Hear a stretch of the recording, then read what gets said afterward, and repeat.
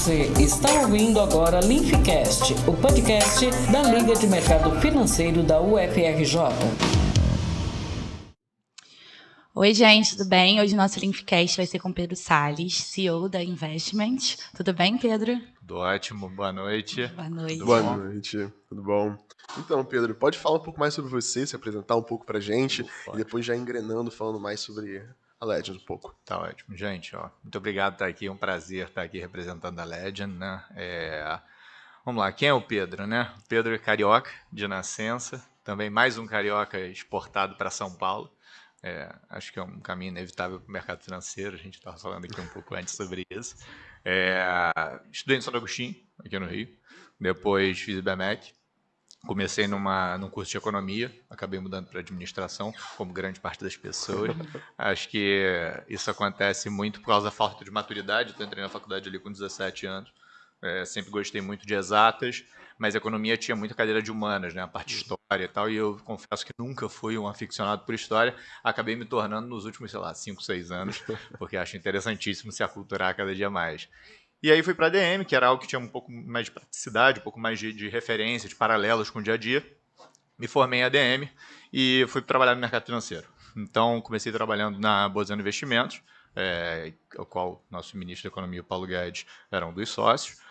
E trabalhei lá na área comercial durante 6 meses. E acabei ficando um breve tempo lá, porque eu passei para o programa de Investment Banking do BBA, e aí eu precisava vir para São Paulo. Então, e aí foi quando, eu acho que um grande momento de distorção da minha vida. Porque eu morava no Rio, com os meus pais, namorada, amigos, né? Tudo aqui resolvido, equalizado. E aí eu fui me virar em São Paulo, né? Eu não conheci ninguém em São Paulo, ninguém, assim. E aí eu falei, bom, tô aqui perdido na cidade grande. Não que o Rio não seja, mas São Paulo é outro mundo. E fui lá para a IB. E sempre ouvia aquela história de IB que você trabalha 17, 18, 20 horas por dia. Eu achava que aquilo era buchitagem e descobri que não. E, inclusive, sou um grande admirador de todas as pessoas que fazem carreira em IB, porque realmente é algo extremamente casca grossa. Então, fiquei ali pouco menos de um ano. E aí abriu uma oportunidade no Private do Itaú. Eu, na época que tinha feito as provas para o IB do BBA, eu também fiz prova para o Private Banking do Citi e do Itaú. E eu passei para o do Citi. E conversando com amigos, meu pai, que para mim é um grande mentor, né, também por estar no mercado financeiro, falou, meu filho, a IB é onde todo mundo quer estar. Pelo menos você passou, você tem que tentar ir lá ver qual é. E lá fui eu, né? E assim, o resumo da ópera de ali, 9 meses, alguma coisa próxima disso. Engordei 11 quilos. Eu não conhecia mais ninguém, eu não tinha um círculo de amigos, porque realmente você acaba vivendo o trabalho. E aquele negócio que nossos pais até nos aculturam, não, mas tem época que você tem que ir hard work mesmo, e vambora, vamos abraçar, porque é o momento da vida. E de fato eu tentei me empenhar naquilo, de fato eu chegava todo dia 9, 10 da manhã, embora 3, 4, inclusive final de semana. E aí um dia, cara, eu esgotei, assim, foi um episódio assim, muito marcante pra mim, porque eu tava conversando com meus pais aqui no Rio, e aí eu comecei a chorar, de desespero, assim, contando sobre a experiência de trabalho. E aí foi onde eu vi, cara, não tá certo. Sobrecarga emocional, né? É isso, total. É a história do burnout que nem era pensada em ser pauta falada, ainda, exatamente, há 9 anos atrás, 8 anos atrás. E aí eu vi aquilo, o burnout acontecendo comigo. Então, tinha uma oportunidade no Private do Itaú para trabalhar na parte de previdência e seguros. Então, assim, a gente dava suporte para os private bankers, sendo um especialista de previdência e seguros. E aí, existia essa oportunidade, eu falei, cara, eu preciso me inserir de alguma forma dentro do Private Bank do Itaú, o qual tem um carinho imenso, diversos amigos lá e respeito, até porque é o maior Private Bank do Brasil. E aí eu falei, bom, vou para essa área. E aí, muita gente me falava, Pedro, você vai dar vários passos para trás, porque você vai para uma área de suporte, de especialista, e você está no IB, onde todo mundo quer estar. Então eu falei, cara, eu quero estar feliz. E no momento eu não estou feliz. E aí eu fui para o Private Bank do Itaú, onde eu conheci hoje meu sócio Túlio, e o Túlio era meu chefe. E eu confesso para vocês, assim, né, a gente entrevista muita gente jovem hoje, porque a gente estava falando, né, para você gerar perenidade numa empresa, você precisa trazer gente jovem, não adianta só trazer gente de 40, 50, 60 anos, porque uma hora, até falei hoje no café da manhã, né, acaba sendo um motim de aposentadoria, né, todos se aposentam, então a empresa acaba, né, e aí o Túlio Eu era muito cru, eu sabia fazer uma coisa, PowerPoint e Excel, porque isso o IB te ensina num nível brutal, né? E inclusive sem usar mouses, né? Porque tem todos aqueles 1000 atalhos e tal, tem esses desafios dentro de IB, enfim. Mas, e aí o Túlio me abraçou, sei lá, ele viu alguma coisa em mim e me deu essa oportunidade. E aí eu fiz uma carreira ali de mais ou menos 1 ano e meio dentro de Previdência, e aí teve a oportunidade para trabalhar aqui no Rio, tocando toda a parte de Previdência e Seguro do escritório do Private do Itaú no Rio. E aí, eu falo que a vida, enfim, tem vários complementos para você chegar ao sucesso, para você conseguir conquistar as coisas, mas para mim um muito gritante é a sorte. E eu já dei algumas sortes durante essa vida, eu acho que essa para mim foi a mais emblemática, porque foi o início de tudo, que foi o seguinte: eles estavam entrevistando, precisava obviamente de uma pessoa extremamente sênior, eu tinha 24 anos, estava 1 ano sentado no negócio, 1 ano e pouco, e aí chegaram e falaram, quem quer sentar nessa cadeira lá no Rio? Aí eu levantei a mão, né? Aí todo mundo falou, abaixa aí, Pedro, você não tá na hora ainda. Eu, tá bom. E entendi, né? Pô, pelo amor de Deus, eu não tinha capacidade nem maturidade para ficar à frente de atender 20 bankers aqui no Rio e prestar suporte para, sei lá, botar aqui 2.000 clientes, alguma coisa assim, como o especialista, o head de especialista de Previdência e Seguro. Pois bem, aí começaram a entrevistar uma menina, que era, sabe, 35 anos, muito mais experiente que eu, fazia isso há muito mais tempo, e aí faltando uma semana, e assim num grande banco, geralmente, eu acho que hoje as coisas estão até um pouquinho mais aceleradas, mas falando de 8 anos atrás, 7 anos atrás, era moroso o processo de contratação. Tinha que falar com o RH, tinha que falar com o gestor, tinha que falar com o fulano, então era um processo que demorava, sei lá, 1, 2 meses, às vezes. Mais burocrático. Muito, totalmente burocrático. E aí, na hora que estava chegando uma semana antes, o pai dessa candidata morreu. Caramba. E ele tinha uma fazenda no interior do país e tal. E ela falou, cara, não tem sucessão, eu preciso ir lá tocar. Aí começaram a entrevistar um outro cara. E aí aconteceu algo semelhante, mas sem envolver morte, graças a Deus. E aí 2 semanas antes também abortaram. Aí chegou o Túlio pra mim e falou, irmão, você quer tentar? Aí eu falei, quero. Mas você vai trabalhar direito? Porque você vai voltar pro Rio, você não vai ter chefe, vai ficar todo mundo te monitorando. E nessa época não tinha Zoom, né? Ou pelo menos não era tão disseminado quanto é hoje em dia. Posso confiar em você? Eu falei, cara, por favor. E era um sonho pra mim, né? Pô, eu conheci ainda algumas pessoas, mas totalmente diferente com o ambiente que eu tinha aqui no Rio. Falei, não, vou me esforçar muito. E aí, acabou que aqui no Rio também demos algumas sortes aqui. Tivemos alguns eventos de sucessão de famílias muito grandes, que o Rio atendia Rio e Nordeste. A gente pegou uma família muito grande no Nordeste, fez uma sucessão legal no Fundo de Previdência e tal. E acabou que eu chamei muita atenção do private.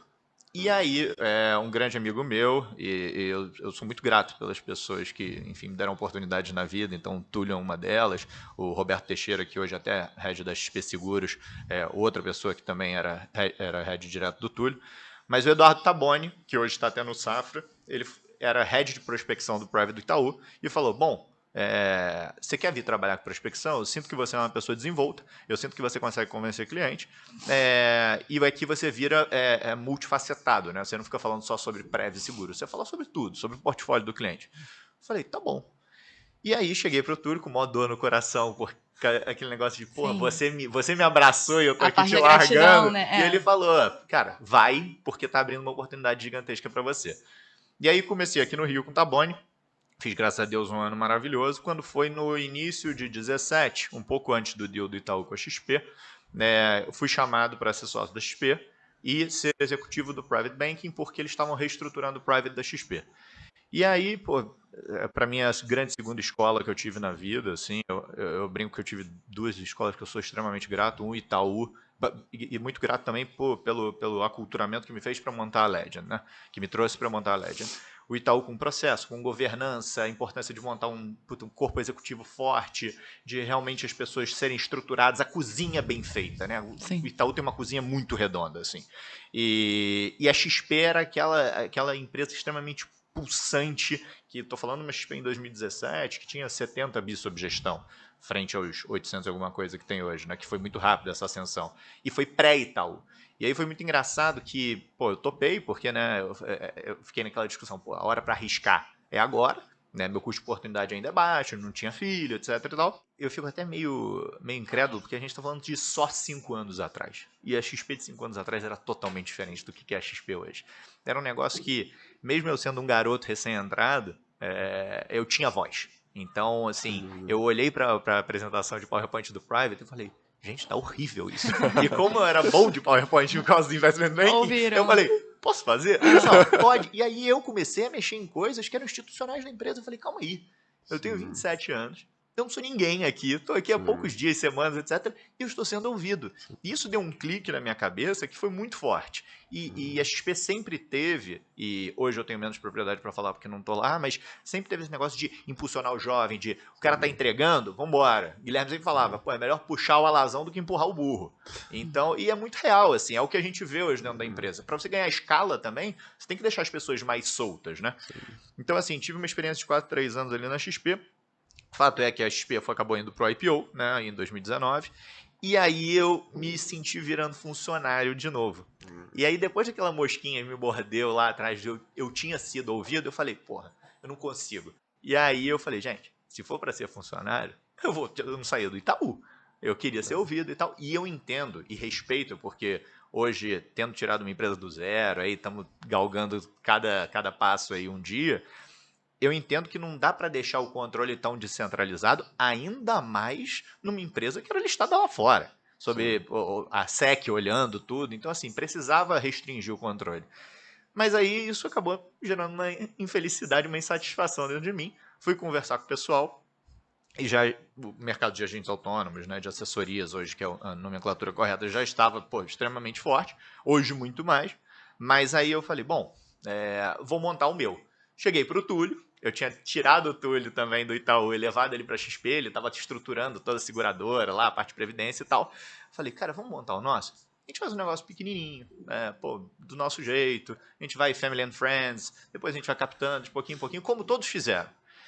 E aí aconteceu o que a gente está vivendo hoje, né? Que é uma empresa que a gente tem hoje 8 bi e meio sob gestão, Sim. depois de 1 ano e 7 meses. Temos mais 55 funcionários, dos 55 são 48 sócios, 49 sócios. Caramba. Então, realmente um true partnership. E acabou que a gente, então, fez uma empresa muito mais completa, porque, e aí, voltando lá para a história, né? A gente tentou montar com a XP, acabou que não deu certo por N motivos, enfim, não vale a pena entrar aqui, mas, tentamos, fizemos um negócio mais... Eu sempre tive a preocupação de, por onde passar, cara, deixar portas abertas, ser o mais fair possível, ser transparente, às vezes eu era transparente até demais, mas eu, quando saí da XP, eu nomeei 1 milhão de coisas que estavam me gerando insatisfação, porque eu quero o sucesso da empresa, eu sou extremamente grato à empresa, sou extremamente grato ao Itaú. O Pedro que existe hoje não seria o Pedro que é sem essas experiências, Sim. sem a oportunidade que teve. Então, sou muito grato às pessoas que me deram essa oportunidade. Mas, aí a gente, enfim, não parava de pé o projeto, infelizmente, com a XP. E a gente foi falar com o BTG. O BTG tinha um DNA mais de Private Banking, que é o nosso DNA dentro da Legend. E aí teve, digamos, mais facilidade para entender o economics do negócio. E aí, eu e Túlio fomos lá conversar com o BTG, quase que um negócio fechado. E aí, no meio disso tudo, existiu uma surpresa. Meu pai é um cara do mercado financeiro, né? Ele está há muito tempo aí no setor, fez parte de diversos conselhos, etc. Ele viu esse mercado muito pulsante, ele falou, meu filho, e se eu entrar de conselheiro para você e para o Túlio, como um mentor? Eu falei, maior prazer. Maravilha. Dito isso, um inferno na minha vida. Todos os sábados de almoço é sobre trabalho. Nada se separa. Mas, obviamente, tenho uma admiração gigantesca pelo meu pai. É incrível estar vivendo isso com ele, né? Mas... E aí a gente falou, bom, beleza. E aí ele falou, mas vai conversar com o Sérgio Marini? Porque o Sérgio está lá no Julius Baer Family Office e acho que ele não está ali no jeito mais feliz do mundo. Porque o Sérgio tinha fundado a Turim, aí depois ele fez o BTG Family Office, e aí ele estava agora como executivo. Então, assim, eu entendo o cara que foi empresário voltar a ser executivo, ser um negócio que dá uma... Conecta. É difícil, é difícil. Você já foi mordido pela mosquinha, você não quer voltar a ser executivo, né? E aí eu fui conversar com o Sérgio, e ele conta essa história rindo, porque assim, eu falei, não, me disseram que o escritório do Julius Baer é muito bonito, tem aquelas mesas chiques, que você trabalha em pé e tal, posso ir aí ver? Aí ele, claro! Aí eu fui lá, fui conversar com ele, inclusive um dos escritórios mais bonitos que eu já vi na minha vida, diga-se de passagem, é lindo, e tem as mesas chiques de trabalhar em pé. E aí eu falei, cara, mas deixa eu te contar uma coisa, Sérgio, o que foi? Eu falei, cara, e se a gente montasse um business de assessoria voltado para o cliente private, com o BTG como sponsor, e a gente montasse um multifamily office, como você já montou dentro do BTG, como você montou a Turim, E a gente vai ter a complementariedade. Vão Os ser, dois juntos. os Ser dois uma negócios holding, né? sinérgicos e tal. E assim, na hora o sonho era muito forte e hoje ainda a gente não conseguiu deixar ele extremamente redondo por causa de lei, mas pelo menos o negócio nasceu. Então hoje existe um Chinese Wall e contratos que obviamente não são formalizados por causa desse impeditivo da lei, que tende a mudar esse ano, né? Já está aí em trâmite há bastante tempo por causa da CVM, e eu entendo também, adoro o pessoal da CVM, estão fazendo um trabalho hercúleo para mudar, mas basicamente dizendo que o Family Office, o sócio do AI não pode ser sócio Family Office e vice-versa, porque pode gerar conflito, e eu entendo as preocupações da CVM, porque a gente sabe o tipo de conflito que pode gerar no mercado. Então hoje a Legend tem 2 empresas. Eu faço parte da LI, que é a Legend Investimentos, plugado ao BTG, junto ao Túlio, e meu pai, o Roberto Justus, e o Marini, da LW, que é o Multifamily Office Independente. E até falando sobre o Roberto, pessoa que eu adoro, foi um prazer conhecer, o Roberto era um cara que era cliente do Marini, e aí quando o Marini foi perguntar para ele se ele iria como cliente, ele falou, não só como cliente, mas eu também queria ser sócio, porque ele já tinha namorado com o Marini, do tipo, a gente podia montar uma wealth, eu conheço muita gente, pô, eu consegui fazer algum sucesso no mercado como empresário, e eu acho que eu posso rentabilizar isso de alguma forma. Então, assim, de fato, Roberto, cara, uma pessoa com uma visão totalmente diferente da gente, o que é ótimo, porque nós somos, então, 5 no nosso conselho de sócios, 4 de mercado financeiro e 1 de publicidade. Então, assim, ele consegue trazer uma perspectiva totalmente diferente, às vezes, sobre o mesmo assunto. Então, é muito rica essa troca. Então, o Roberto hoje é o nosso presidente do conselho, né? Que não é uma figura formal, de novo, por causa da lei, mas é assim que a gente chama. E ele contribui bastante e conhece Deus e o mundo, vocês podem imaginar. Isso era uma das perguntas que a gente ia fazer. Quais as principais diferenças que você acha que tem na parte de captar esses clientes de alta rentabilidade, que é do Family Office, e clientes de renda média, que seria da assessoria? Eu acho que o mercado brasileiro ele ainda está tentando se adaptar ao mercado de Family Office, que é muito mais Maior, amplo lá nos Estados Unidos. Porque qual é a grande diferença? Quando a gente pega o nosso lado private, a gente tinha uma dúvida, porque pela Ambima o cliente private é o cliente acima de 5 milhões de reais. Sim. E quando eu e o Túlio a gente estava debatendo o business plan, a gente falou, puta cara, será que a gente coloca o corte em 5 milhões? Porque o cara que tem uma ligação umbilical com a gente, ele vai mandar tudo. Isso é um fato. Porque ele já conhece a gente há 10 anos, ele conhece a nossa família, conhece quem a gente é como pessoa, mais do que o profissional Pedro ou o profissional Túlio. Mas e o cara que não tem essa ligação com a gente? Quanto que ele mandaria? Aí a gente começou a fazer alguns testes, backtests, de quanto estatisticamente um cliente mandava para testar uma instituição. E o número era 20%. E a gente falou, vamos setar então em R$1 milhão. E aí hoje a gente abre contas a partir de R$1 milhão. E aí eu vou te falar que a gente atirou numa coisa e acertou em outra. Porque assim, a maior surpresa do mundo foi ver a quantidade de clientes mal atendidos que existem entre 1 e 5 milhões. E o quanto que essas pessoas são carentes até para indicar para amigos que também estão sendo mal atendidos. Sim. Então tem um exemplo lá no escritório, um cliente nosso, que ele tem perto de R$3 milhões, que ele já indicou 9 amigos. Caramba. Caraca, E a primeira vez que ele entrou... Né? Não, ele é maravilhoso, assim, eu tenho que pagar um vinho pra ele. Porque eu falo, cara, mas por que? Ele falou, Pedro, porque eu nem sabia que isso existia. Sim. Então, assim, eu acho que assim como é o caso dele, existem diversos casos aí e a gente está só explorando, né? Tamanho é 19 meses de pé. Mas, então é isso. A gente é obrigado a usar a plataforma do BTG, que eu acho maravilhosa, o aplicativo é incrível, o site é incrível, toda a interface que a gente tem junto ao banco é maravilhosa. Enquanto do lado do Multifamily Office, a gente abre clientes acima de 50 milhões, mas ele pode ter conta onde ele quiser, seja no local, seja fora. Então, se ele tem uma conta lá fora no JP Morgan, se ele tem uma conta aqui no Credi, no BTG e no Itaú, a gente consolida tudo, a gente opina na gestão de tudo e entrega para ele e faz esses relatórios. E acabam sendo relatórios muito mais deep, né? Muito mais profundos, porque assim, você vai entrar num papel, se o cliente quiser, isso é raro, mas é o nosso job description dentro do Family Office, que assim, o cliente quer entender sobre o papel CRAD Vamos lá. Cara, a gente vai saber o balanço, quanto que está de dívida. Vai ter um especialista para falar, cara, sobre aquele papel especificamente. Então, quando você olha para um banker de Family Office, ele vai atender 12 famílias, 10 famílias. Enquanto um banker do lado de Private, ele vai atender 85 famílias. Então, é um negócio mais de massa, mas com muita qualidade. Todo mundo fala, pô, Pedro, mas vocês estão crescendo muito rápido. Vocês estão fazendo de diferente? Eu falei, nada, a gente só está fazendo bem feito. Que muita gente às vezes começa a crescer e meio que fica, que nem eu ouvi recentemente, né? Você vai namorando durante muito tempo e aí você vai ficando um pouco mais acomodado, você não vai sendo mais romântico. Não pode ser assim. Sim. Isso é o começo do fim. E assim é com o cliente também. Então, assim, eu acho que as placas, os grandes bancos, né, as grandes instituições financeiras ficaram tão grandes e estão com um account load de clientes tão alto que eles estão esquecendo do básico. Não consegue dar a mesma atenção para Não cada consegue cliente. dar a mesma atenção. O cliente private, ele exige uma atenção tailor-made. Então, assim, a gente hoje tem diversas métricas dentro da empresa para medir se você falou com o cliente há quanto tempo, o que foi oferecido, se você está atualizando o CRM, porque a gente acha uma ferramenta assim brutal, que eu sei que ninguém gosta de preencher, mas é muito importante olhando o lado da empresa. Porque, assim, o Pedro é banker. Amanhã, o Pedro atende, sei lá, 85 famílias. Amanhã o Pedro morre. Qualquer coisa. Eu atravessei a rua, bati com a cabeça na Faria Lima. O cliente, ele pode gostar de mim, ele pode sofrer, mas ele quer saber do dinheiro dele que está com a gente. E ele precisa ter a transição mais smooth possível. Sim. Então, para ter essa transição, eu preciso que depois que eu acabe a minha reunião, o cliente topou isso, ele gosta de bolsa, ele não gosta de bolsa, ele quer fazer tal fundo multimercado e tal. Porque, e mesmo casos menos trágicos, né? Meus sócios odeiam que eu falo de morte, mas eu falo, gente, todo mundo morre. Pode acontecer. Mas, assim, vou sair de férias.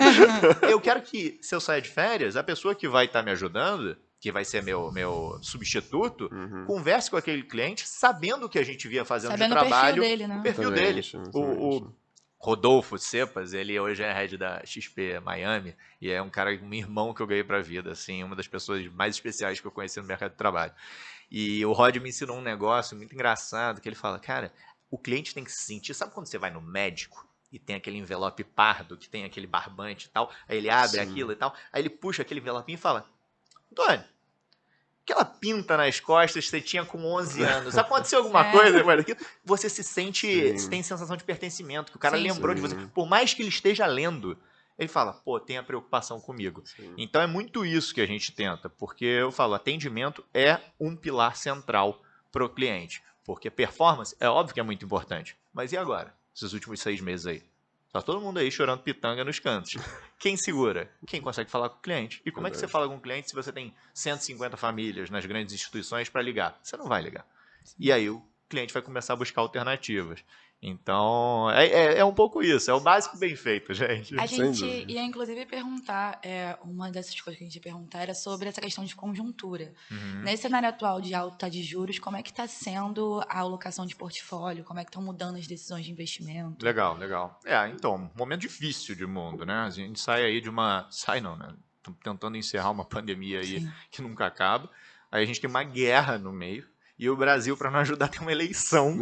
A gente vai começar a campanha eleitoral agora, né? Então, assim, obviamente a gente tinha uma sensação, uma expectativa boa de mercado, né? Eu acho que o cenário macro era bom até começar a degringolar tudo através de guerra. E a pressão inflacionária nos Estados Unidos subindo juros como nunca subiu. Então, assim, o cliente, e coloco o meu na reta também, porque eu também estava assim, estava totalmente num perfil mais arriscado e às vezes até não condizente, querendo meio que aproveitar quase que o efeito manada, de tipo, todos os meus amigos estão, eu não posso perder essa. Como história de cripto, né? O qual eu tenho nada e nem recomendo, mas eu tive só para falar. Botei ali alguns, né?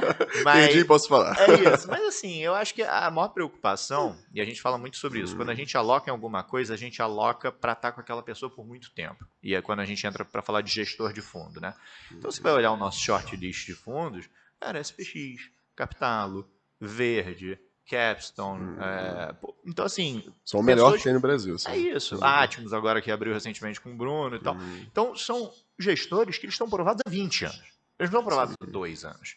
Então, o cliente que está alocado em fundos, cara, calma. As coisas convergem. Eu lembro que na época que eu trabalhei no Itaú, acho que foi em 2015, 2016, fizeram uma regressão, dizia o seguinte, se você tivesse nos top 5 fundos do mercado, sejam eles de fundo multimercado ou fundo de ações, em 5 anos eles batiam o CDI, independente do período de 5 anos que você pegasse. Porque os gestores eles vão se provar num horizonte de longo prazo. O problema é que às vezes as pessoas entram com a expectativa, a bolsa só sobe, cripto só sobe, Bitcoin vai para 100 mil dólares, etc. Né?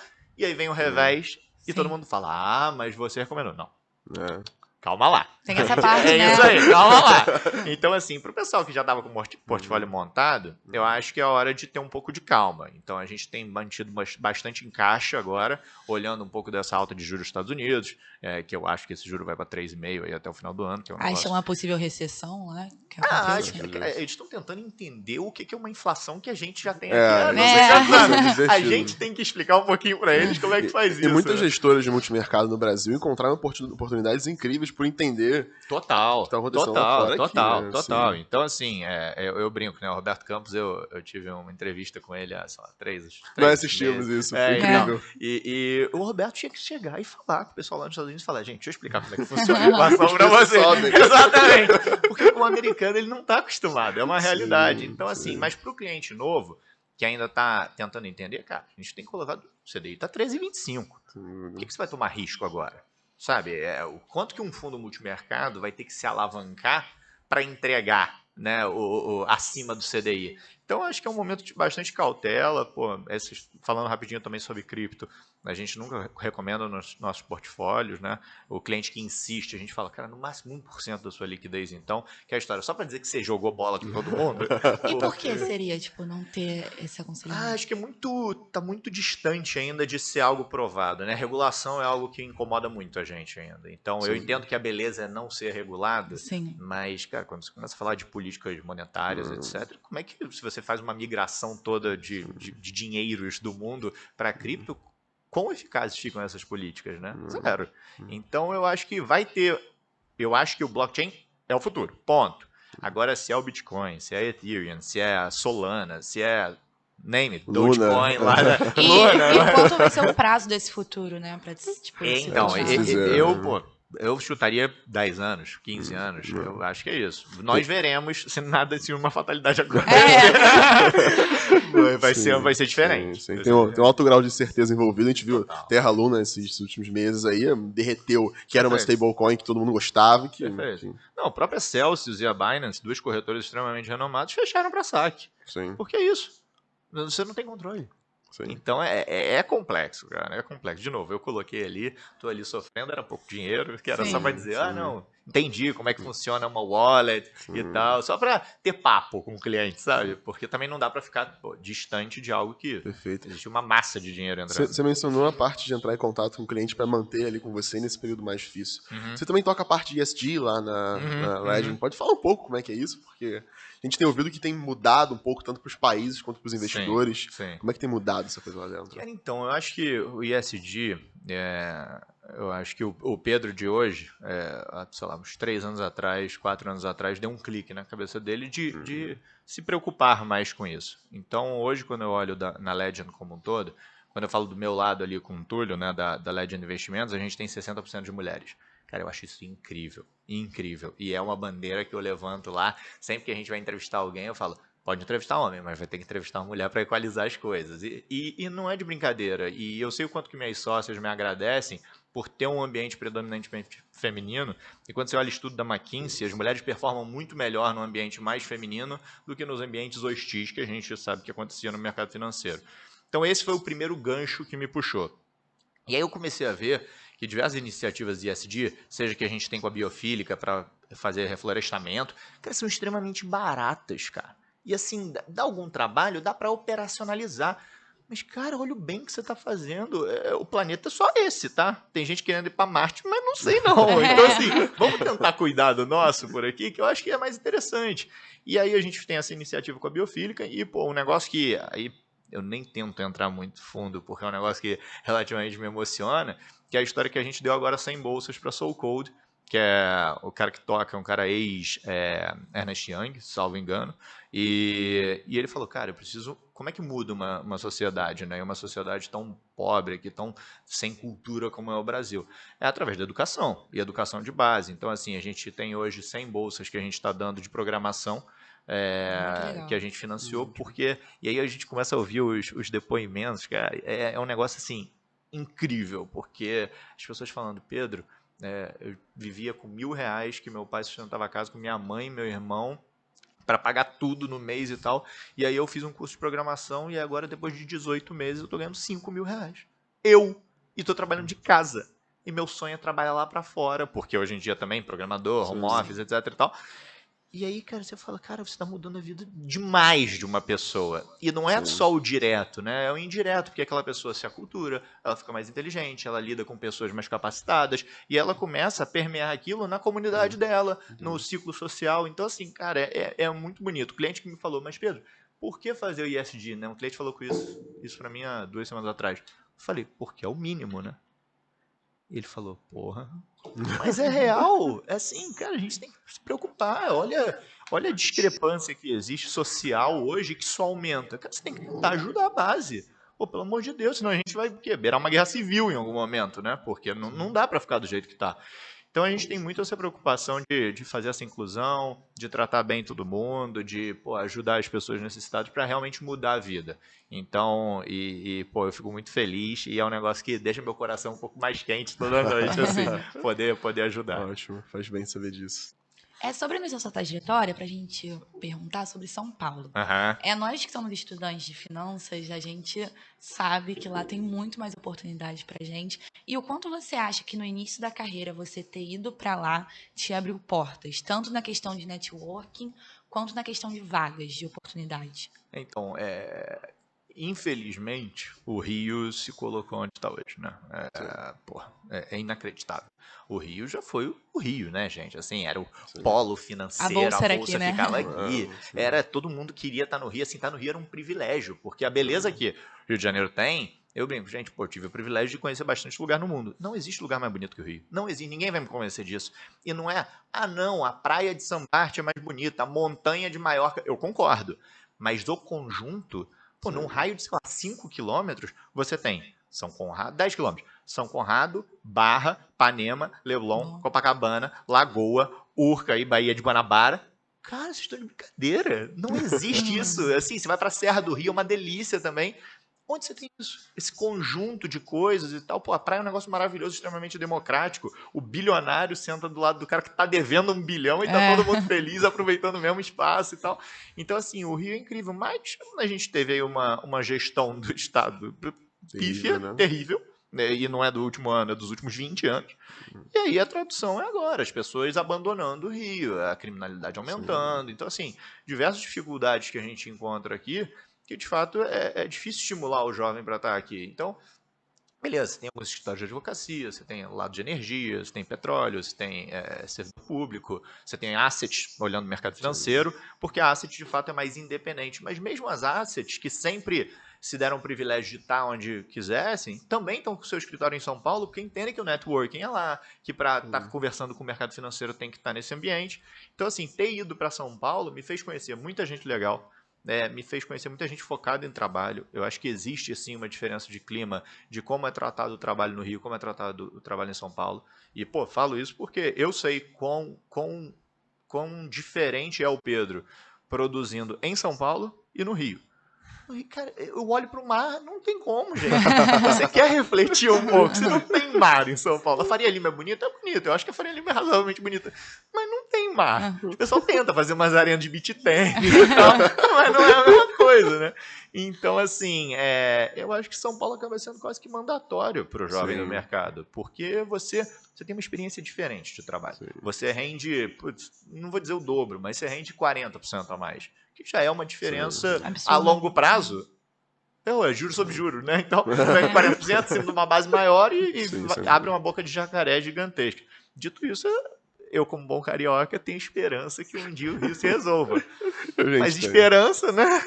Acho que tem que a médio prazo, você acha que ainda São Paulo é o nosso polo e vale muito a pena ir para lá o estudante que está no início da carreira? Muito. São Paulo é incrível, cara. É 1 milhão de vagas, de oportunidades. É incomparável. De fato, é incomparável. Não sei o Antônio, mas assim, eu pelo menos percebo isso até nas questões de vagas de estágio. Tipo assim, aqui tem vagas muito boas que você ganha um salário, por exemplo, de 2K, 3K. Só que em São Paulo são vagas normais, assim, você ganhar esse montante de salário e toda hora, é muita vaga, é muito mais oportunidade. Não, nossos estagiários mesmo, assim, a gente é uma startup, gente, a gente é mega low cost, assim, as pessoas, grande parte das pessoas que estão na empresa hoje recebe muito menos do que recebia nos seus antigos trabalhos, porque tem um sonho do equity, da gente, a empresa crescer e isso valer muito mais do que qualquer remuneração e tal. Mas nossos estagiários recebem R$2.500, mais VR, VA, VT, tudo Que é um aquilo. salário alto aqui pro Rio. Rio Pro Rio é Mas em super, São Paulo é super a média. É isso, é a base. E eu lembro que eu tinha uma comparação, um comparativo de Rio, e aí quando a nossa head de gente de gestão, a Luciana, lá, a Albertassi, a Lu chegou e falou, não, Pedro, menos que isso a gente vai estar quase que escravizando. Eu falei, quê? Então, Oi? assim, exato. Então, assim, existe também essa diferença. Então, você está empregado no Rio, você está empregado em São Paulo, são remunerações diferentes, eu tenho certeza. Tenho certeza. E mesmo no mercado de private banking, isso também é um dado muito interessante. Quando eu trabalhava no Itaú, o Rio representava mais ou menos 25% do private do Itaú. Hoje representa 17%. Então, assim, o que me preocupa muito do Rio é que você não tem geração de valor no Rio de Janeiro hoje. Enquanto você tem em São Paulo. Cara, São Paulo, sei lá quantos bilionários nascem por ano, aparecem, né, por venda de empresa, porque consolidou e tal. Cara, no Rio, o último caso legal aí que a gente ouviu foi Vetex. O Geraldo Amor de pessoa, um cara extremamente humilde, simples e tal, e montou um império. Mas assim, e antes disso? O que foi que teve no Rio?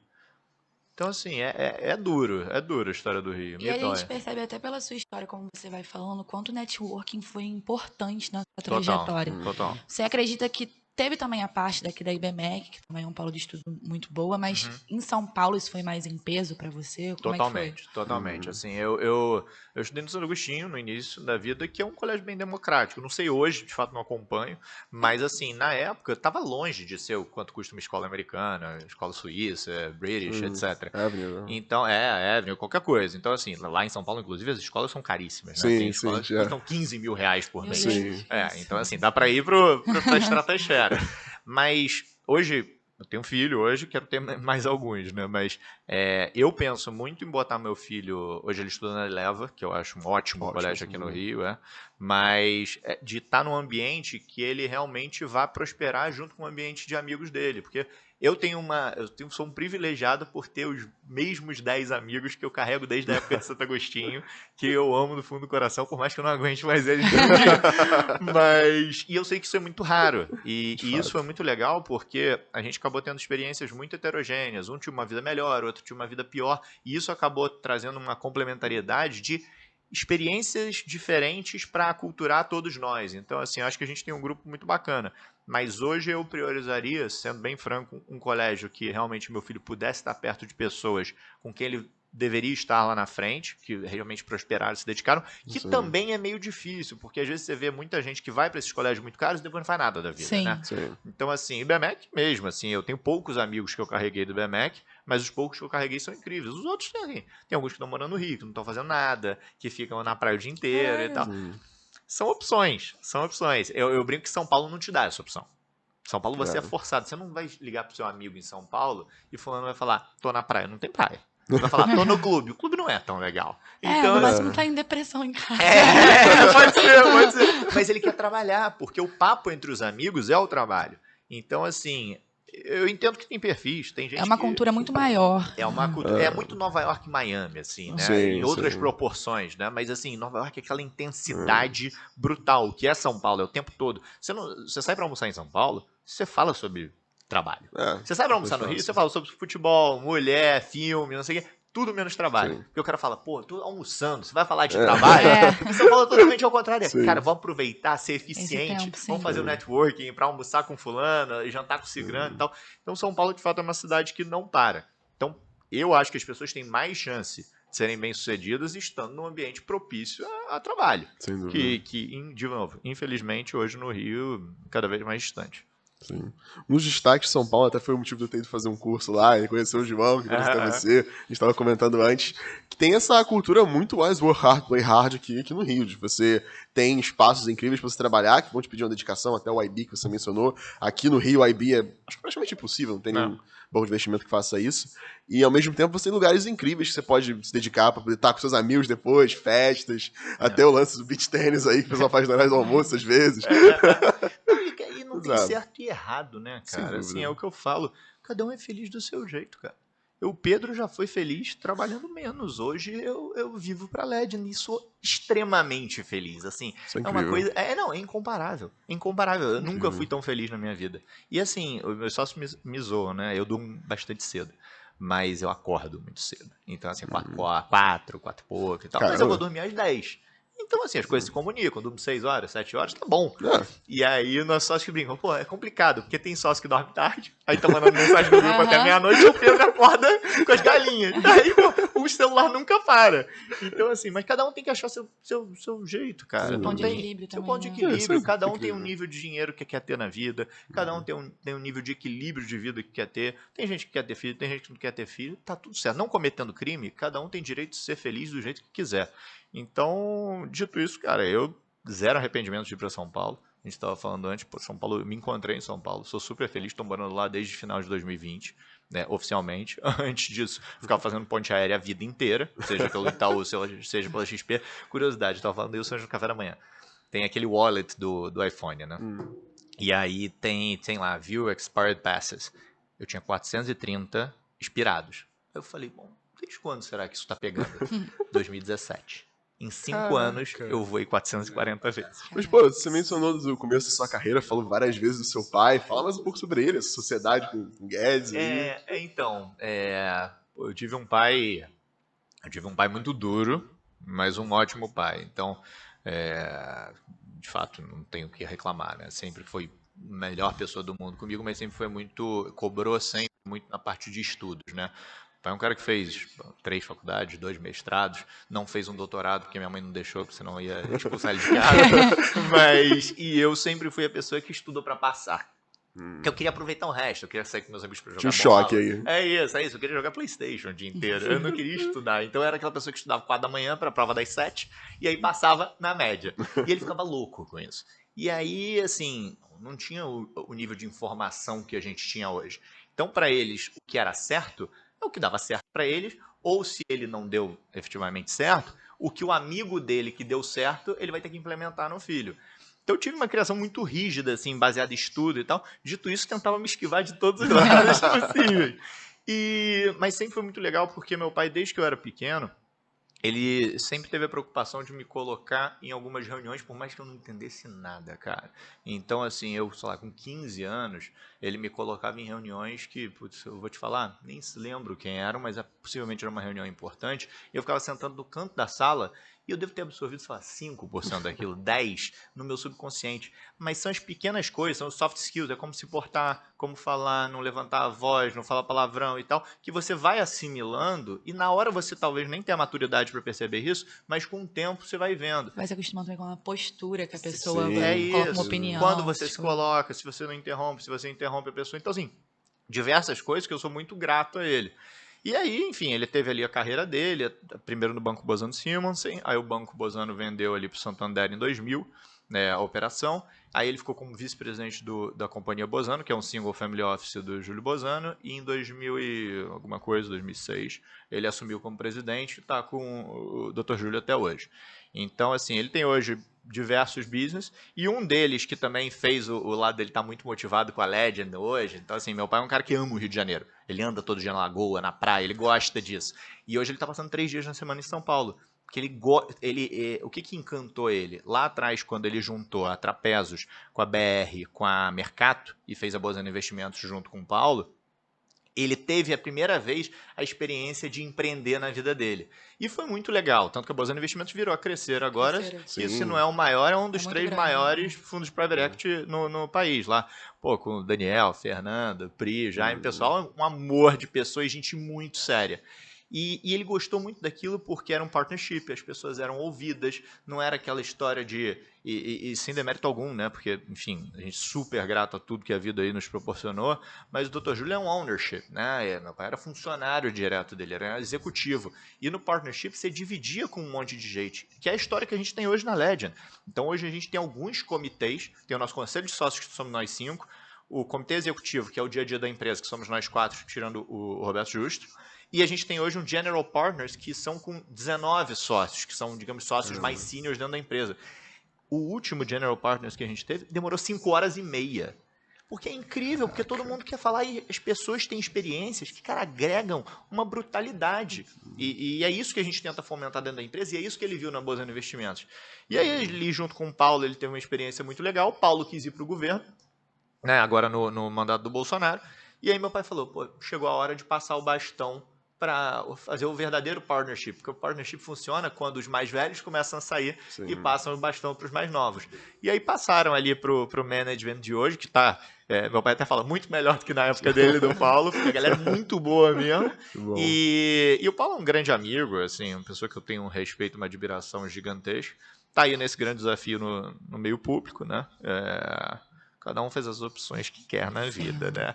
Mas eu torço muito por ele porque não tem como sendo amigo, né? Assim, a não ser que seu amigo esteja cometendo um crime, que aí não dá pra torcer, mas enquanto ele tá tentando fazer alguma coisa, ainda mais em prol do país, cara, existem dificuldades, os entraves políticos são todos, enormes, né? Enormes. Então, assim, mas tá aí. Assim, a gente teve avanços bons nesse governo, né? Acho que muito se fala mal, eu reconheço 1 milhão de problemas que tiveram nesse governo, mas também tem que falar de coisas boas, né? Tem que falar do marco das startups, lei de saneamento, reforma da Previdência, que por mais que tenha sido aguada, aconteceu e era mandatória. Então, a gente está respeitando o teto de gastos, a gente tem o Banco Central Independente, que é algo que é inacreditável que a gente não tinha um Banco Central Independente. Então, assim, e pouco se fala sobre isso, porque acaba que, enfim, deixa a desejar em outros pontos e é onde a imprensa sobressai e a gente está vivendo esse caos que talvez agora esse mês ou mês que vem vai começar, vai pro ar e aí, gente, vai ser a época da pipoca de novo, a gente tá olhando aqueles debates super difíceis, né? Intensos. Adoro no debate. mínimo intensos. É isso. Mas vai dar trabalho pra vocês manterem o cliente ali, pô. Vai. Porque é isso. O cliente quer saber no final do dia, é quase que a bola de cristal, né? O que vai acontecer? Eu não sei o que vai acontecer. Ninguém sabe. Assim, a variável mais difícil do mercado se chama dólar, né? Câmbio é um negócio que é impossível prever. Nós, economistas, desistimos do câmbio há um bom tempo. Não, é bom que assim, quando você acerta, todo mundo fala que você é gênio. Quando você erra, você fala, mas não tá respeitando a teoria. Então, assim, dá sempre pra se safar, entendeu? Sempre. Você erra juntinho com todo mundo. Fala, não, pô. E mesmo quando tudo assim caminha pra uma diretriz e todo mundo no mercado tá olhando do mesmo lado, acontece uma guerra. Acontece Covid e mil coisas, cara, fatores exógenos que acabam mudando toda uma. E agora tá acontecendo bastante, né? Tipo, a gente tá uma porrada atrás de outra porrada. Uma coisa atrás de outra, assim. Inevitável sendo o dia a dia, assim. É isso. Os últimos, desde o início de 2020 tem sido movimentado o mercado. Demais. Mas eu acho que, assim, o lado... Eu gosto muito de olhar o copo cheio das coisas. E eu acho que, aí fazendo até uma menção à XP, eu acho que a XP fez um bem muito grande ao mercado, pelo Guilherme ter disruptado muita coisa, ter provocado os bancos, ter melhorado muito o atendimento do cliente médio brasileiro, né? O cliente com pequena renda e tal.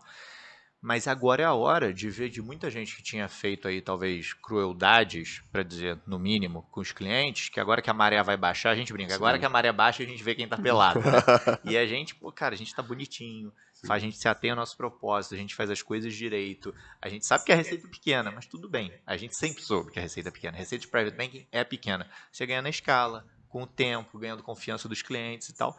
Tem gente fazendo 1000 barbaridades aí pelo mercado, então assim, vai ser a hora de mostrar quem é quem.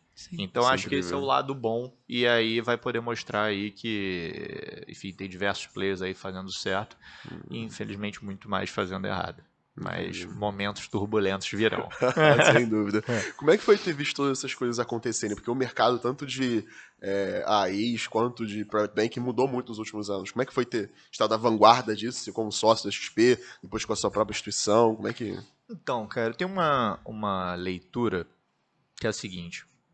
Eu acho que a XP fez um negócio muito diferente para os AIs, que foi você quebrar o modelo do banco das agências de Itaú, Bradesco, Santander e tal da rua, que acabavam dando um atendimento muito aquém do que o cliente merecia, e os AIs vieram abraçando esse mercado. E é da mesma forma que isso foi feito para o varejo e para a alta renda, e sem querer mesmo, eu acho que isso está acontecendo para o private, e acabou que a gente foi pioneiro nisso, porque a gente tomou uma decisão lá atrás, eu e Túlio, e a gente conseguiu angariar muitas pessoas boas que confiaram na gente, né? Então, acho que está tendo uma migração do atendimento de private banking também para estruturas independentes e mais ágeis. Eu acho que isso pode acontecer também. Dito isso, um private do Itaú é muito forte, é muito grande. Então, você vê mesmo a XP. A XP machucou ali o Itaú, principalmente no varejo na alta renda, mas o Itaú continua sendo o Itaú. Colossal. Tem uma resiliência muito grande. Tem uma resiliência muito grande, eu tenho um respeito inacreditável. Aquele banco é um grandioso banco. O banco é muito bom, muito bom. Tanto que é assim, quando você olha o Private Bank, ele é dividido em High e Ultra, né? Em grande parte das instituições. O High que vai de 10 a 50, o Ultra de 50 para cima. Eu brinco que a nossa meta de atendimento, de qualidade, de clientes e de tecnicidade dos nossos profissionais é o Ultra do Itaú. Para mim é a referência do mercado hoje, porque assim, o nível de profissionais que eles têm lá é muito bom. Então acho que pode estar tendo uma quebra aí de realmente pessoas de private, e a gente já viu diversas aí acontecendo ao longo desses últimos 2 anos, tentando empreender, tentando montar seu negócio. O difícil é que, cara, é complexo tirar esses clientes de instituições muito renomadas como o Itaú. Sim. Cara, o cliente ama o Itaú, o cliente ama o Bradesco. Um business de private, de family, que é uma coisa, pô, gerações. Exatamente. Ali, muita gente fala, pô, meu pai era atendido aqui há 50 anos atrás, não vou mudar. Sim. É a confiança, né? É a que confiança. a experiência dos novos clientes É um vai business de gerando em confiança. amigos e vai indo. E se a confiança quebrar, basta uma gota, gente. Uma gota. Acabou. Acabou. Ainda mais para um novo entrante. Então, assim, por isso que a gente faz um negócio bem redondinho e a gente até fala, cliente, você quer saber quanto que eu ganhei na operação? E a gente começa a mostrar, tiveram 2 clientes aí que pediram para mostrar. Eu falei, menor problema, tá aqui, mostrei na tela que eu boletei a operação. Aí o cara, você só ganha isso? Eu falei, porque esse é o tipo de atendimento private. Ele, mas como é que fecha a conta? Eu falei, no volume, né? Por isso que a gente tem que crescer e tal. Então, assim, desafios de empreender. Eu brinco que para você empreender, para você ser empresário, você precisa ser responsável. Ninguém empreende sendo responsável. Ninguém, cara. Porque 1 milhão de dificuldades que você encontra, sejam burocráticas por causa do sistema chamado Brasil, seja porque é difícil convencer pessoas, né? Eu lembro quantas conversas eu e Túlio tivemos com nossos sócios hoje, conversas de meses, tentando convencer, porque, cara, era um PowerPoint, né? Era assim, a obra estava acontecendo e era de manhã eu e Túlio com martelo lá na obra e de noite fazendo reunião de terno e tentando convencer para as pessoas comprarem nossa ideia. Então, assim, dito isso, muito prazeroso. Talvez seja tão prazeroso quanto eu falo, porque graças a Deus vem dando certo. Mas, eu acho que, anyway, a experiência é sempre válida, cara. É um retorno pessoal muito grande, é isso, né? Demais. É isso. Mais do que o financeiro, mais do que qualquer coisa, o pessoal. Eu falei isso recentemente, pessoal, quando a gente tinha as 2 empresas somadas, né, batido 8,5 bi. Falei, gente, não tem ninguém por trás. É a gente. É todo mundo dando a cara a tapa aqui todos os dias, ligando pro cliente, sendo insistente e tal. A gente conseguiu isso, cara. Antes você trabalhava no Itaú, eu era sócio da XP e tal. Existia uma placa grande por trás. Agora é a gente, pô. A gente tá mostrando, eu sou confiável. Os meus sócios são confiáveis. E uma maior segurança também quando você trabalha para uma empresa já consolidada. Isso. Então, assim, dificuldade no mercado, mas continuar fazendo nossa aí, que eu acho que vai dar tudo certo. Qual o maior desafio você acha que é de empreender hoje no Brasil? De todos, assim. Existem diversos desafios, mas eu acho que é você estar com pessoas boas. E eu acho que a partir do momento que você está inserido num ambiente que você tem pessoas boas ao seu lado, meu pai fala muito sobre isso, ele fala, você é a média das 5 pessoas com quem você trabalha mais próximo, né? E isso para mim é muito fantástico, porque eu olho meus sócios em volta hoje, eu falo, cara, cada um deles é melhor que eu em alguma coisa. O fulano é melhor que comercial, o fulano é mais técnico, o fulano entende mais de offshore, o outro entende mais de cripto, o outro entende... E isso é uma complementariedade que faz a empresa... Porque se todo mundo pensar igual, todo mundo for bom em uma coisa, seus dias estão contados, porque alguém vai te engolir com o tempo. Então, assim, o pessoal fala, Pedro, mas se reinventar, né? Que é uma coisa que muita gente fala, pivotar, né? A palavra da vez, né? Tem que saber pivotar e tal. Eu concordo. Você tem que ter que ser flexível para saber errar menos e acertar mais. Só que se você tiver disciplina de que você precisa, que o tempo joga ao seu favor, e você acerta 51, e você erra 49, e você vai ser extremamente rentável no longo prazo, porque vai aumentando aquela boca de jacaré que a gente estava falando do outro tema. Do volume. É isso. É isso. Não tente reinventar a pessoa. Não, quero acertar 80 e errar 20. Cara, você vai acabando errando 80 e acertando 20. Não vai para aposta. Faz um negócio direito, com pessoas bacanas. Isso bom inimigo do ótimo, né? É isso, o bom inimigo do ótimo. Porque, cara, de novo, por isso que eu sempre elenco as pessoas que eu tenho uma gratidão imensa nessa vida, porque são pessoas que eu sei que elas fizeram o Pedro Pessoa, o Pedro profissional, tanto que o Túlio está comigo hoje, por um motivo, né? E assim, eu brinco, eu e o Túlio somos uma coisa só, e eu não existo sem o Túlio não existe sem mim, a gente não tem ego nenhum. Então, assim, jogar o ego fora é mandatório, porque no final do dia a gente fala, o que é melhor para a Legend? O que é melhor para a empresa? Ah, é o Pedro cuidando de SD, é o Túlio tocando equipe comercial, é o João olhando gestão. A gente tem que fazer o que é melhor para a empresa. E você só consegue fazer o melhor para a empresa e de forma tranquila se você tiver com as pessoas corretas. Porque basta um sócio ruim que, cara, você pode contaminar sua empresa assim, e aí é o começo do fim. Então é isso, tá perto de pessoas boas. Dito isso, não é uma tarefa fácil. Sem dúvida. E você falou desse crescimento extremamente rápido, vocês tiveram 1 ano e meio. Inclusive na pauta tá que vocês têm 4 bi, que foi os dados de bitinho que a gente pegou. Já cresceu bastante. Já cresceu mais. Não. Então, porque do lado da LI, da Legend Investimentos, são 4 bi 200. E do lado do Multifamily Office são 4 bi 300. Então, assim, a Legend como um todo, que hoje, de novo, não existe a figura da holding por causa de questões regulatórias, tem 8 bi e meio. Mas, assim, mesmo assim, quando a gente olha os 4 bi 200 do lado aí da Legend Investimentos, cara... Foi um crescimento absurdo, de 100% sim, em um ano. sim. Foi. Isso aí, as expectativas estão boas aí. Vocês mencionam que tem várias pessoas do Itaú, assim, foi uma escola incrível, a gente já conversou com várias outras pessoas lá, até do BBA, a gente que criou a Asset One também, depois conversei com a gente. Siniscal, ótimo. Sim, pessoal ótimo lá. Mas fala um pouco sobre como é que vocês conseguiram essa expansão tão veloz aí. Cara, pessoas. No final do dia é isso, assim, a gente estava olhando lá com a nossa head de gente de gestão, a Lu, né, e a gente entrevistou 400 pessoas desde que começou a Legend. A gente fez proposta para 75 e a gente tem 55 hoje. E das 55, falando da Legend como um todo, né, das 55 nós temos do lado do AI 9 AIs e do lado do Wealth a gente tem 3 bankers. Então a gente tem 12 pessoas comerciais numa estrutura de 55.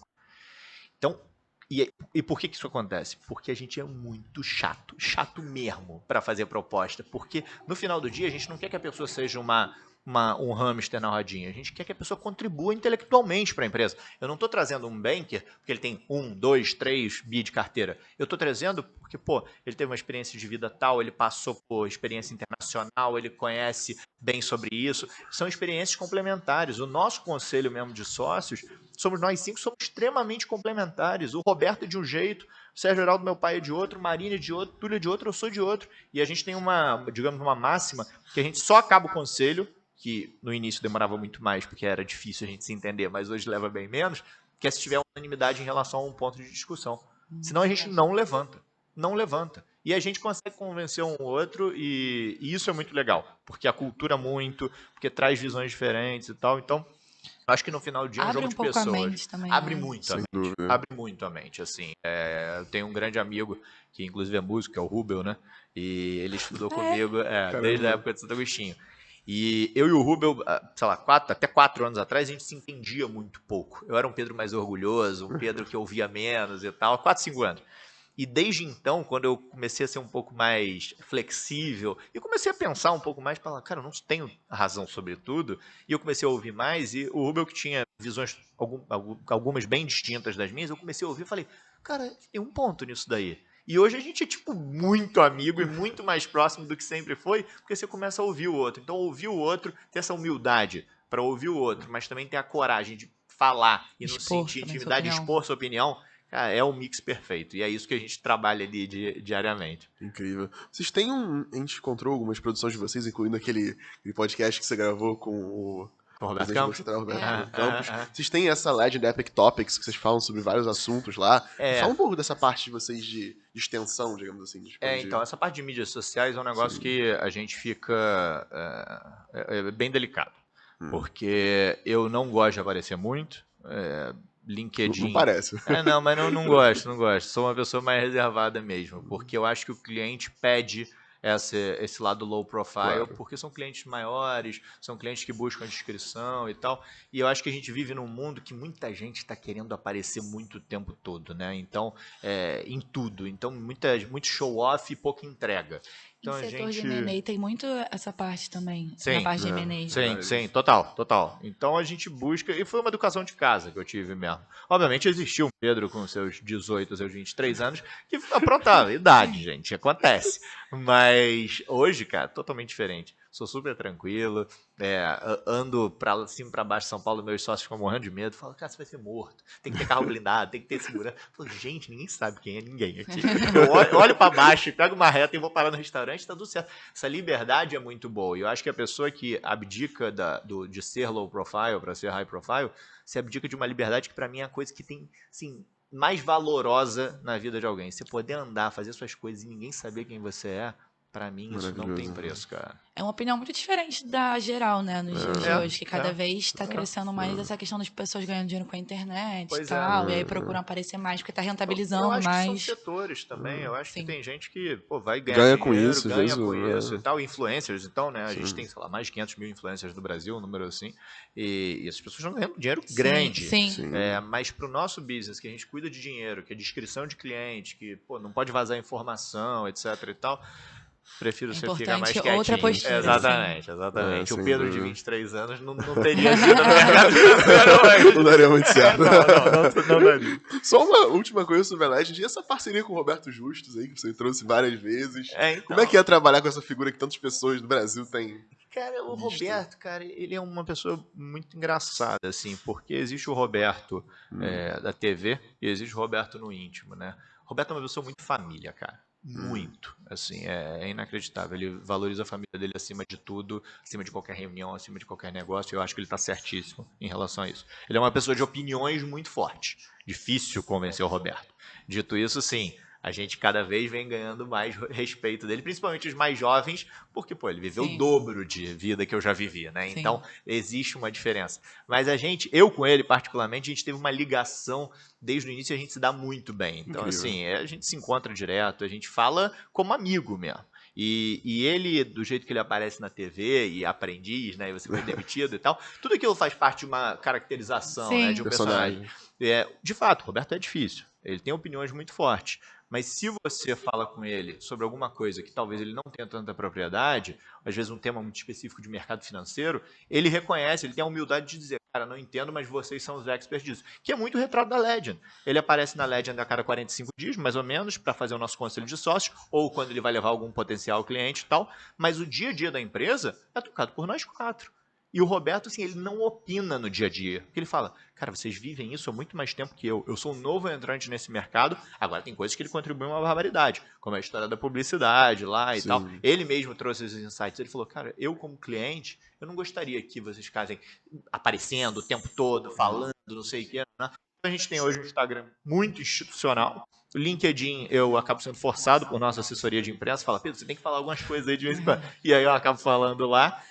Mas a gente tenta aparecer só assim, em veículos muito específicos ou quando realmente chamam. Mas eu entendo também que tem uma importância. Então não dá para ser o cara, o morcego na caverna, isso. Mas também não precisa ser o youtuber aqui na praça, entendeu? A parte da Legend Epic Topics também tem a questão de democratização do conhecimento, também, né? Porque fica muito. pra galera, entrevista então, com grandes a gente fez pessoas. com o Lira, né? O primeiro.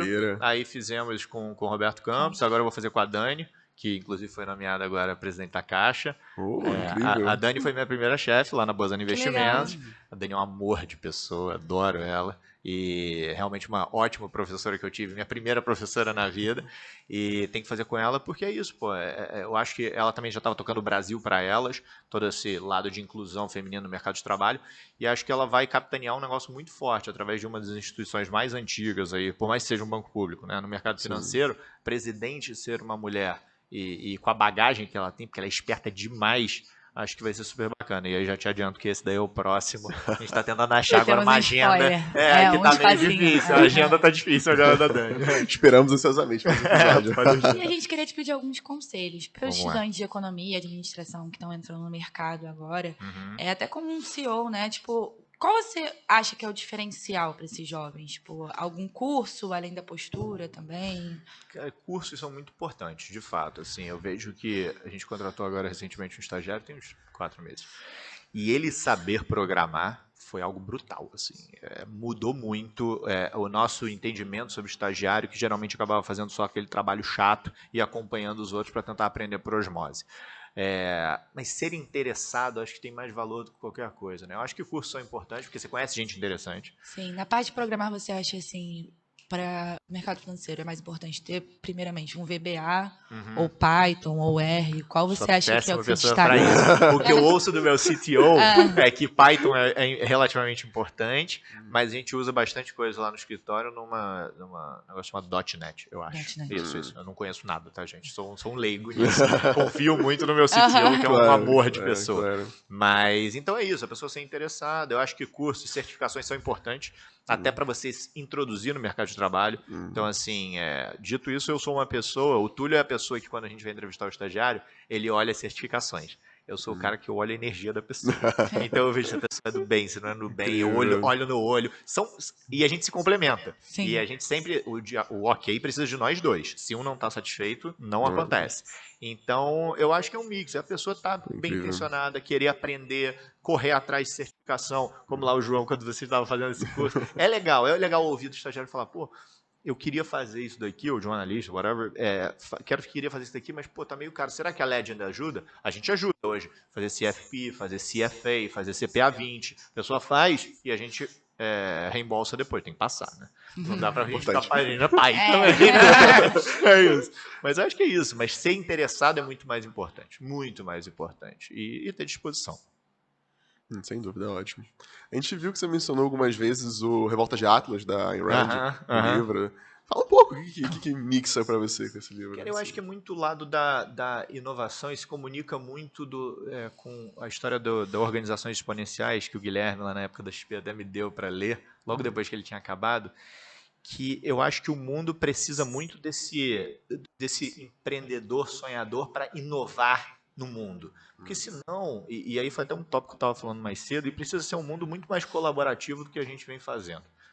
A gente, enquanto sociedade, a gente era muito mais colaborativa lá nos primórdios do que a gente é hoje em dia, visto o Brexit, quando aconteceu, mesmo os americanos são muito fechados, se protegendo e tal. A gente também tem um pouco disso. O mesmo paulista e carioca, não sei. Se as pessoas se ajudassem, a gente evoluiria muito mais como povo, como sociedade. Então, eu acho que a gente precisa de mais uma sociedade colaborativa e com mais cabeça de inovação e tentar fazer coisas mais... E acho que inovação muito menos para o lado da, talvez, megalomania do Elon Musk da vida, de mandar coisas para Marte, mas talvez muito mais no tópico ESG, sabe? Que é uma coisa que me incomoda, assim. Eu entendo as pessoas que justificam o potencial de avanço tecnológico que isso pode trazer, etc e tal, mas, cara, tem gente passando fome. Não é que a pessoa, não estou conseguindo fazer um curso, não comprei a roupa que eu queria.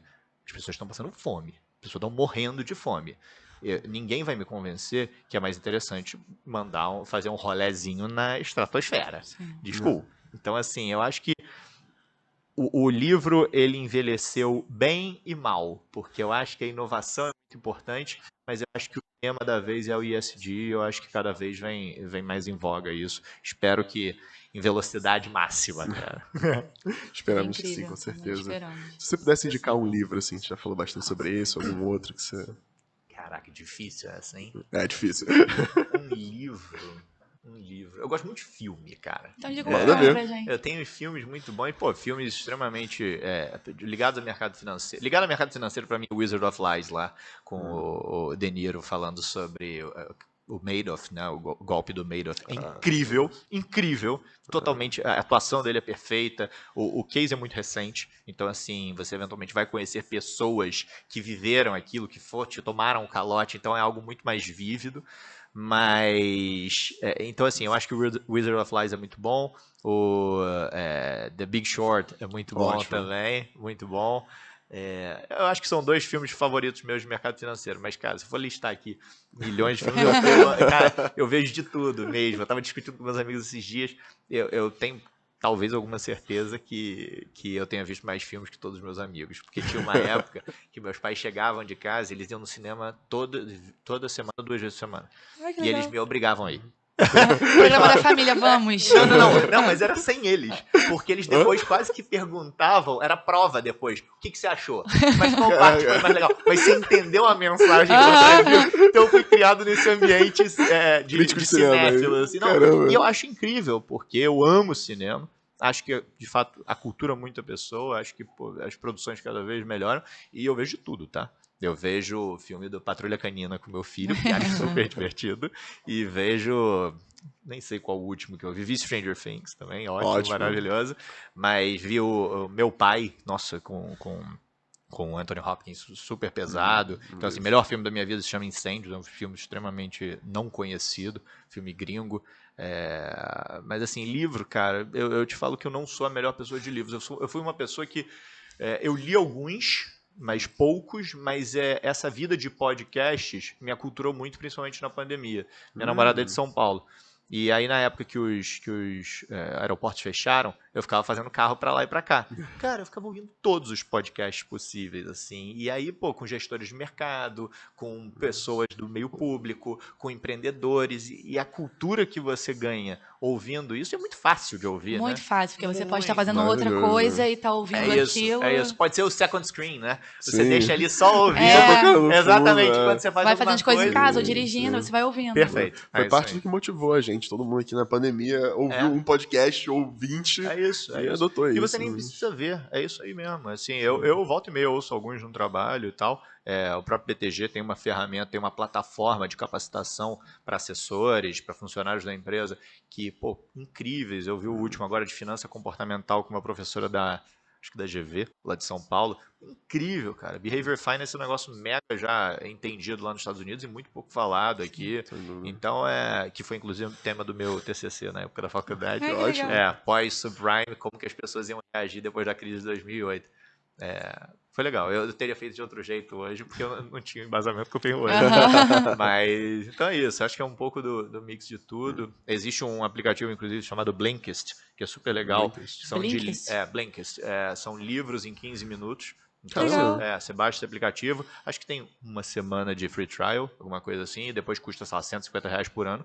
E, cara, você para pensar em nada, eles têm uma gama brutal de livros, assim, muito legais. Um recente também que eu li foi o For, lá, que é o Scott Galloway falando sobre o Facebook, que hoje é Meta, né? Alphabet, que é a Google, Amazon e...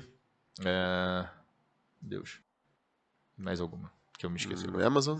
Amazon, Alphabet, que é a Google, né? Meta e...